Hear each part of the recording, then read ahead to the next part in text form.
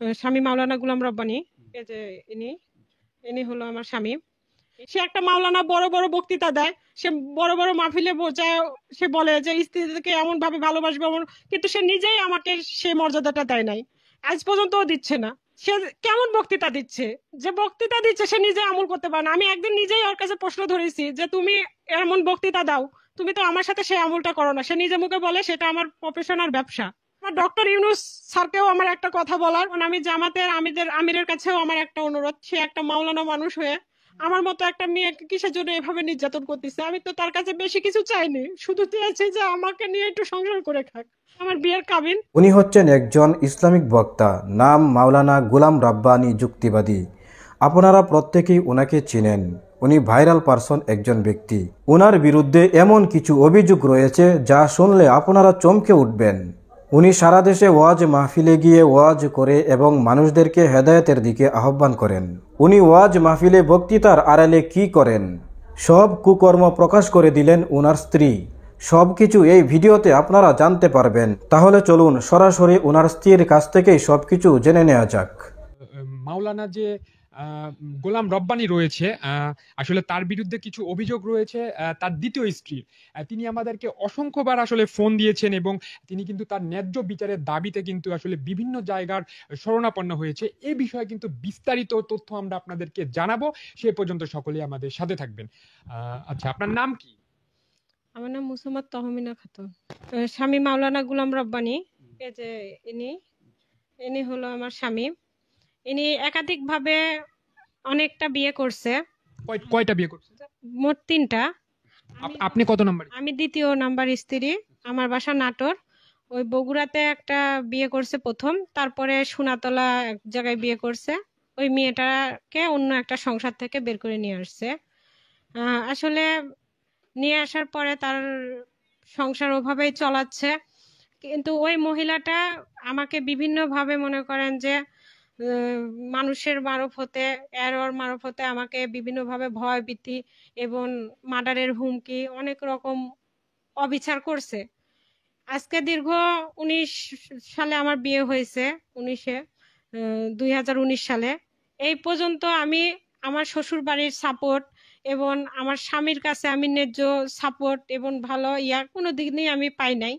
তারপরেও যাক, আগে প্রথম প্রথম আমার সাথে ভালো ব্যবহার আচরণ সবকিছুই করছে। দীর্ঘদিন আমার সাথে সংসার করতে করতে আমার 2টা বেবিও কনসিভ হয়েছিল। হওয়ার পরে 2টা বেবিকে আমাকে মেরে ফেলছে। মারার পরে মানে পেটের মধ্যেই সে মেরে ফেলছে, প্রমাণ আমার কাছে সবকিছু আছে। তারপরে আমি জানতে পারি যে আমাকে হলো ডিভোর্সের হুমকি দিচ্ছে বিভিন্নভাবে, যে ডিভোর্স করে দিছি হ্যান ত্যান। তারপরে আরেকজনের সংসার ভেঙে নিয়ে এসছে, তার স্বামী, পরিবার, তার বাবা মা সবাই আমাকে বলে যে আমি এই হুজুর আরেকটা বিয়ে করতেছে, আমার সাথে যোগাযোগ বন্ধ এবং আমার রিজিক সবকিছু বন্ধ করে দিছে। তারপরে আমি আইনেতে আমাদের নাটোর জজ কোর্টে আমি নারী শিশু নির্যাতনের কোর্টে আমি মামলা দিই। তারপরে সে ওখান থেকে আমাকে মীমাংসা করে নেয় একবার। নেওয়ার পরে সে ওখানে লেখে যে আমাকে সে ঠিক মতো ভরণ পোষণ দিবে, মাসের মধ্যে 3-4 বার আমার কাছে আসবে, আমার সাথে সুন্দরভাবে সংসার করবে। যাক, আমি এই কথা শুনে স্বামী সংসার করব বিধায় আমি মনে করেন যে মীমাংসাটা ঠিক মতো কোর্টের মারফতে আমি করছি। এবং হুজুর তো আমার কাছে আসলেই তার ছোট ওয়াইফ মনে করেন যে ফোন দিয়ে গালাগালি, বিভিন্ন ধরনের নোংরা কথাবার্তা এরকম বলে, এগুলাতে কোনো প্রতিবাদ করে না। যাক, এই প্রতিবাদ না করার কারণে আমি উনিকে বিচার দিতে যাই যে দেখো আমার সাথে এরকম অবস্থা করতেছে। তারা তার ছোট ওয়াইফ এবং তার আত্মীয় স্বজন এবং হুজুর অসংখ্যভাবে আমাকে মারধর, অশান্তি করে, আমার স্বর্ণের জিনিসপাতি কারে নেয়। পরে আমি প্রাথমিকভাবে আইনের আশ্রয় নিয়েছিলাম থানায়, বগুড়া কোর্টে। নেওয়ার পরে মনে করেন যে করছি বগুড়া কোর্টে। করার পরে ওখান থেকে পুলিশ আসছে, পুলিশ এসে বিষয়টা দেখলো, দেখা টাকার পরে আমাকে মেরে আমার চোখ টোক মাথা টাথা খামটাম করে একাকার করছে। করার পরে কিছুদিন না যেতেই আমার পরিবারের কাছে এসে বলতেছে যে হলো আমাকে ডিভোর্স দিয়ে দিবে। ওরাই আমাকে মারধর করলো, ওরাই আমাকে ডিভোর্স দিয়ে দিচ্ছে। আমার একটাই কথা, আমি সংসার ফিরে চাই। এবং আমি জামাতের আমিরের কাছেও আমার একটা অনুরোধ, সে একটা মাওলানা মানুষ হয়ে আমার মতো একটা মেয়েকে কিসের জন্য এভাবে নির্যাতন করতেছে। আমি তো তার কাছে বেশি কিছু চাইনি, শুধু চেয়েছি যে আমাকে নিয়ে একটু সংসার করে খাক, আমি মান সম্মান নিয়ে তার কাছে একটু পড়ে থাকি। আজ পর্যন্ত আমি কখনো ভাবি নাই যে আমার এভাবে সোশ্যাল মিডিয়াতে এসে আমার মনের কথা আমার বলতে হবে, আমি কখনো এভাবে ভাবি নাই। আজকে আমার জীবন থেকে সবকিছু শেষ করে দিছে, একে একে দুইটা সন্তান আমার জীবন থেকে কেড়ে নিছে। আজকে একটা বছর আমাকে খরচপাতি দেয় না, কোনো কিছু করে না। আমি মানে কি বলবো, আমি এমন একটা নির্যাতনের মধ্যে আমি আছি যেটা প্রকাশে বলতে পারবো না। তাই আমার একটাই অনুরোধ দেশবাসীর কাছে এবং হলো জামাতের আমিরের কাছে এবং আমার মুসলিম যত মাওলানা মুরব্বী যারা আছে সবার কাছে আমি একটা সাধারণ একটা নারী হয়ে আমি সবার কাছে একটাই অনুরোধ করব যে সবাই যেন আমাকে আমার ন্যায্য সংসার এবং আমার ন্যায্য বিচার যেন ফিরায় দেয়। আমি কোথায় যাব, কি করে খাবো? আমি তো কোনো কর্ম করে খাওয়ার মতো আমার গতি নাই। আমি তো হলো একটা অসহায় মেয়ে, আমি পর্দা করি, তার সে একটা মাওলানা মানুষ, মাওলানা মানুষের সংসার করতেছি আমি। সে জায়গা সে আমাকে যদি এভাবে যদি নির্যাতন করে আমি কোথায় যাব? তার তো টাকা পয়সা কোনো কিছুর অভাব নাই। এটা আমার বিয়ের কাবিন, আমাকে বিয়ে করার পর থেকে আমার সাথে এরকম করতেছে, মানুষ ভাববে আমি ফেক কি না। এই যে আমি নারী শিশু কোর্টে মামলা দিয়েছি, আজকে তার টাকার বিনিময়ে আমি কোনো কিছু করতে পারতেছি না। সে যেখানে যাচ্ছে সে জায়গাতে মনে করেন যে টাকার বিনিময়ে সবকিছু সমাধান করে দিচ্ছে। আমি আসলে তার মতো আমি কোটিপতি না, তার মতো এত টাকা পয়সাওয়ালা মানুষ না, কিন্তু আমার সবার কাছে একটাই অনুরোধ, আমি সবার কাছে ন্যায্য বিচার চাই যেন আমার মতো কোনো নারী এরকম ভাবে অবিচারে না পড়ে। আমার মতো হাজারো নারী নির্যাতনের শিকার হচ্ছে, ধর্ষণের শিকার হচ্ছে। আমি চাই যে যেন আমার মতো আর কোনো নারী যেন পর্দা না ছাড়ুক, আমার মতো কোনো নারী যেন আর না হোক। আমি এটাই সবার কাছে আমার চাওয়া এবং আমার ন্যায্য বিচার এবং আমার সংসার ফিরে চাই আমি। হ্যাঁ, আমি চাচ্ছি আমার সংসারটা ফিরে পেতে। সে একটা মাওলানা বড় বড় বক্তৃতা দেয়, সে বড় বড় মাহফিলে যায়, সে বলে যে স্ত্রীকে এমন ভাবে ভালোবাসবে এমন, কিন্তু সে নিজেই আমাকে সে মর্যাদাটা দেয় নাই, আজ পর্যন্তও দিচ্ছে না।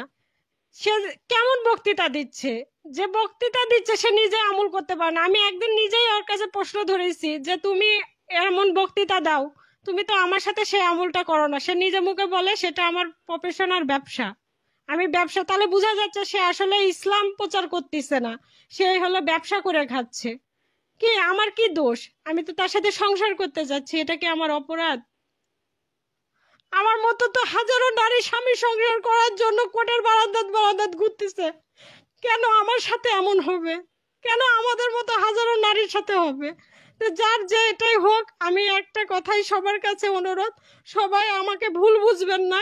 আমি অনেক কষ্ট, অনেক বেদনা যন্ত্রণা নিয়ে আজকে আমি এই ভাইদের হ্যালো নাটোরের সহকর্ম হয়েছি, স্বর্ণপন্ন হয়েছি এবং আমার মনের কষ্টটা আমি সবার কাছে প্রকাশ করেছি। এবং বেশিরভাগ ভাবে আমি আমাদের বড় বড় যারা মাওলানারা আছেন, বড় বক্তা আছেন এবং আমাদের ইসলামী যে জামাতের আমির আছেন তাকে স্মরণ করে আমি বলতেছি, আমি আপনার কাছে ন্যায্য বিচার চাই। আমি আপনার মারফতে আমি আমার সংসারটাকে ফিরে পেতে চাই।